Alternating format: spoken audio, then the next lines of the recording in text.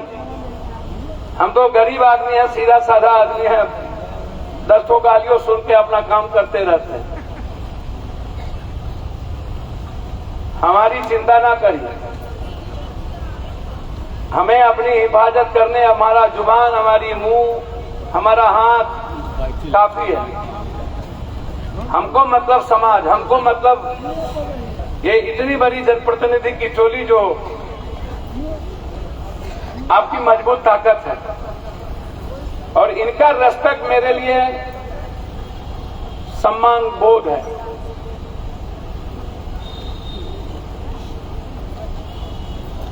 और आपको किसी ने लुत्ती लगा दी हो,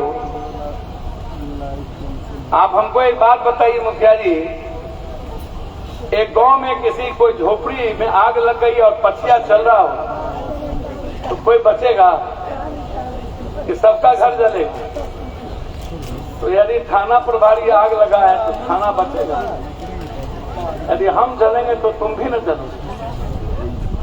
यदि तुमको 2 थप्पड़ मारने की औकात है तो हम बचने के लिए 1 थप्पड़ तो मारेंगे, हम छोड़ देंगे। नहीं मार पाएंगे तो दांत काट लेंगे, नहीं दांत काटेंगे तो थू कर देंगे, लेकिन करेंगे जरूर। हम एमएलए, एमपी, मुख्यमंत्री नहीं है कि हमारे सामने कोई विधायक और विधायिका को आके लतिया दे और चले जाए। पप्पू यादव होता, या तो पप्पू यादव को मारने के बाद ही किसी विधायक को कोई थप्पड़ मार सकता था। उस गेट पर किसी भी डीएम, एसपी को आने के पहले 100 बार सोचना पड़ता, या तो हम मरते या तो हम मारते, 2 ही काम। मेरे मरने के बाद ही दहलीज क्रॉस करती विधानसभा। न्याय की मंदिर है वो, उससे बड़ा मंदिर कोई नहीं हो सकता। और जब न्याय की मंदिर ना बचे तो फिर लोकतंत्र कहां बचे? और न्याय की मंदिर को कमजोर इन्हीं मंत्री, संतरी और विधायक, एमपी लोगों ने किया और बनाते आप। इसीलिए लोकतंत्र की सबसे बड़ी परिभाषा है धरना, प्रदर्शन, सारी चीजें। 5 तारीख को इन मुद्दों को हमने रखा है। महंगाई है, बेरोजगारी है और जीएसटी किसानों के वापस लेने का है। गवर्नर हाउस 10:30 बजे हम लोग इनकम टैक्स से चलेंगे। 7 अक्टूबर से देश में कांग्रेस, आंध्रा से राहुल गांधी जी निकल रहे हैं 5 महीने के लिए। भारत जोड़ो, समाज जोड़ो और बेटियों की हिफाजत, महिलाओं की रक्षा सुरक्षा। और उसी तरह ये जिम्मेदारी बिहार में पप्पू यादव की। एक तरफ केंद्र का सत्ता, दूसरी तरफ बिहार का सत्ता। अब विपक्ष रहा नहीं। विपक्ष पहले भी पप्पू यादव था, विपक्ष अभी भी पप्पू यादव। क्राइसिस में लोग हीरो बनते हैं और जो लोग यह लगते हैं, याद रखिएगा, क्रिकेट के मैदान में 11 प्लेयर होता है और 11 प्लेयर में कभी कभी भाग से बॉल किसी प्लेयर के सामने आता है तो वो कैच कर लेता है कभी कभी, लेकिन हमेशा लोगों को दौड़ के कैच पकड़ना पड़ता है। मुन्ना जी तो दौड़ना सीख गया, वो कर्मयोगी होगा और वही जिंदगी बदल सकता है। और जो भाग के भरोसे खड़ा रहेगा और कभी कैच पकड़ लेगा, उसके लिए ताली कभी नहीं बजती और वो कर्मयोगी कभी नहीं बनता। गति जहां होगी वहीं दुनिया चेंज होगी, जहां गति नहीं होगी वहां डेड सी हो जाएगी, वहां जिंदगी नहीं होगी। और यही गति है और इसी गति को जिंदा बना के रखिए। शैलेश को इस जन्म में क्या, बाप जन्म में भी उस थाना में किसी की बाप की औकात नहीं, उसको वहां रहे, उसको हटना ही पड़ेगा। वो आप हम पर छोड़ दीजिए। वह यदि रावण बनना चाहता है तो अब वो अलग बात है। हिटलर नहीं रहा, वो कहता था I am the changer and I am the world. I without I am change, how to I can change. मुखिया जी, बगैर खुद के चेंज किए दुनिया चेंज नहीं हो सकती और ये आप लोगों पर तय है। मैं दुनिया में किसी को छोड़ने वाला नहीं हूं। वो भगवान पूरी सरकार क्यों नहीं हो, पूरी सत्ता क्यों नहीं हो, मैं किसी को नहीं बकसता। कोई भी गलत कामों के उसके खिलाफ मैं हूं। इसीलिए रावण नहीं रहा, यजीद नहीं रहे, कंस नहीं रहे, अच्छे लोगों की कुर्बानी होती है। हजरत हुसैन की कुर्बानी हुई,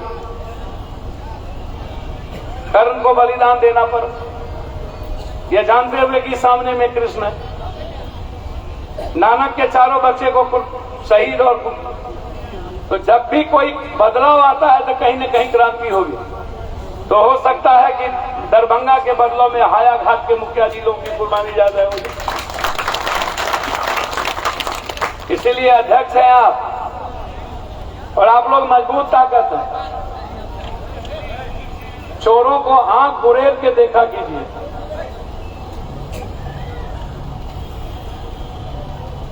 ऊंची आवाज में उसके खिलाफ बोला कीजिए, चौक चौराहा बोला कीजिए। गलत लोगों के खिलाफ बोलना बंद करिएगा, वो हॉबी हो जाएगी। कुछ ना हो तो सोशल मीडिया पर उसके खिलाफ वायरल करिए, डेली सोशल मीडिया पर उसके खिलाफ उसके कुकर्म को डालिए।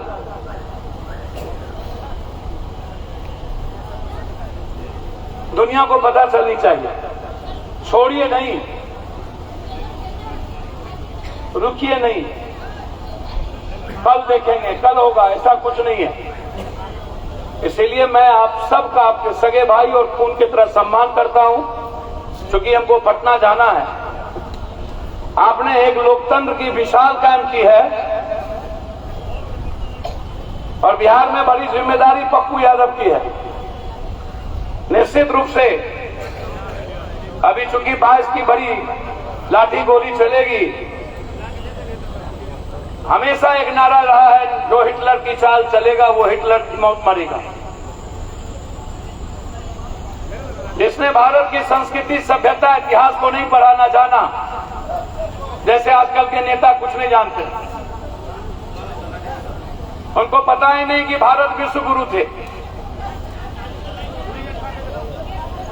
उनको पता ही नहीं भारत आध्यात्मिक गुरु थे, उनको पता ही नहीं भारत साहित्य का संगम था, समावेशी दर्शन था, उनको पता ही नहीं कि भारत विचारों का समावेशी दर्शन था, क्रांति के प्रतीक थे भारत। जो लोग कभी विचारों के समावेशी दर्शन को नहीं चाहा, जो लोग भगवान बिरसा मुंडा के खून के रक्त रंजित धरती को नहीं जाना, उसे क्या पता दुनिया के बारे में जो वाल्मीकि को नहीं जाना, जिसने संत रविदास को नहीं जाना, वेंकटा चमार को नहीं जाना, लोरिक को नहीं जाना, जिसने पेरियार को नहीं जाना। बाबा साहब अम्बेडकर, अंतिम लाइन कह के मैं जा रहा हूं। बाबा साहब अम्बेडकर ने एक लाइन कही थी, मुखिया जी, विचार और लोकतंत्र संविधान जितना खूबसूरत हो, जिस देश, जिस समाज से आदमी और अच्छे इंसान खत्म हो जाए, वह विचार लोकतंत्र मिट जाता है, संविधान खत्म हो जाता है।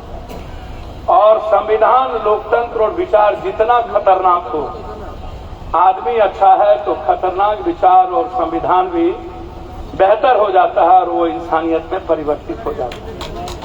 इसीलिए हमारे देश में इंसान के अभाव हो गया है। हम जाति, धर्म, मजहब में उलझ चुके हैं। हम सही विचारों के प्रतीक नहीं रहे। हम मुद्दों से भटक चुके हैं। हम हमेशा सेंटिमेंट में राजनीति करते हैं और अपनी रोटी अपने जीने की बात नहीं करते, अपने आत्मसम्मान की बात नहीं करते। इसीलिए सलेश दरोगा की लड़ाई आपकी नहीं है, वो पप्पू यादव की लड़ाई है। आप इस बात को समझें। और हम अपनी लड़ाई अपने तरीके से लड़ना जानते हैं। आपने अपने पर कृपा नहीं किया, आपने दरभंगा के लोकतंत्र को बचाने के लिए आपने कृपा किया, इसलिए आपको मैं प्रणाम करता हूं, आपको मैं सैल्यूट देता हूं। और आप सब उस लोकतंत्र के बचाने के संवाहक हैं। आप यहां आए और 11 बजे से बैठे हैं और इतने समय तक बैठे हैं भूखे प्यासे, पता नहीं खाना की व्यवस्था, कुछ की व्यवस्था। मुन्ना खान जी उसके बारे में कहावत है, वो कुछ करे न करे, कहावत है खाता न वही